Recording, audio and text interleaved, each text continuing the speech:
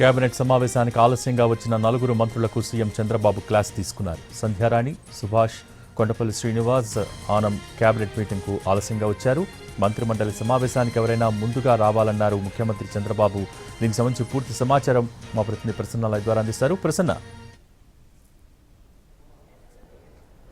Bhogi AP cabinet సమావేశానికి మన మంత్రులు సంధ్యారాణి, ఆనం, సుభాష్, కొండపల్లి శ్రీనివాస్ ఆలస్యంగా వచ్చారు. అయితే నిన్న హెచ్ఓడి సమావేశానికి కూడా సీఎం చంద్రబాబు ఇదే అంశాన్ని ప్రధానంగా చెప్పారు. తాను ఒక 5 నిమిషాలు లేటుగా వచ్చినా కూడా సారీ చెప్పాను. మంత్రులు కూడా కేబినెట్ సమావేశానికి వచ్చినప్పుడు టైంకి రావాలంటే ఇప్పుడు ఇదివరకు 11 గంటలకి మొదలయ్యే కేబినెట్ ఇప్పుడు 10:30కే మొదలవుతున్న పరిస్థితి. ఎజెండా అంశాలు కొంచెం ఎక్కువ ఉన్నప్పుడు కానీ లేకపోతే రెగ్యులర్గా టైం 10:30ని చేసిన షెడ్యూల్ కూడా 10:30 అనే వస్తుంది. కేబినెట్ సమావేశానికి మంత్రులు సమయానికి హాజరు కావాలి. ఒకరిద్దరు లేటుగా వచ్చినా కూడా పరిస్థితి తప్పుడు సంకేతాలు వెళ్లే అవకాశం ఉంటుంది. కాబట్టి ఈ విషయం మీద ప్రధానంగా అందరూ దృష్టి పెట్టాలని ఒక ఇండికేషన్ ప్రధానంగా ఈ కేబినెట్ సమావేశంలో ఇచ్చారు. ఎందుకంటే గత కొన్ని సందర్భాల్లో మనం చూస్తూ ఉన్నాం, మంత్రులకు సంబంధించి శాఖాపరంగా జాగ్రత్తలు తీసుకునే విషయం కావచ్చు, లేకపోతే నివేదికలకు సంబంధించి కావచ్చు, శాఖల మీద ప్రత్యేకంగా దృష్టి పెట్టే విషయంలో కావచ్చు, కొంతమంది మంత్రుల మీద సీఎం రెగ్యులర్గా అసంతృప్తి వ్యక్తం చేస్తున్న పరిస్థితి అయితే మనకు కనిపిస్తూ ఉంది. నిన్నటి సమావేశంలో కూడా కేంద్రం అందజేస్తున్న పథకాలను సక్రమంగా ఉపయోగించుకోవాలి,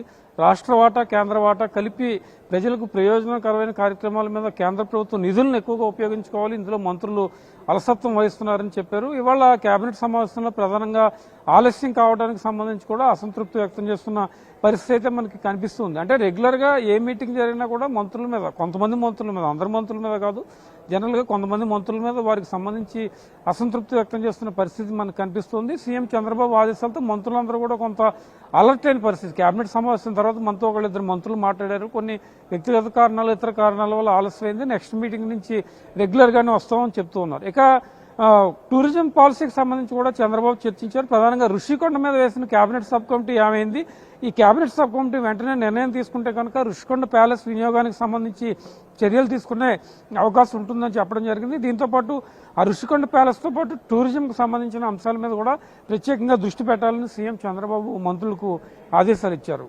భోగి. Thank you.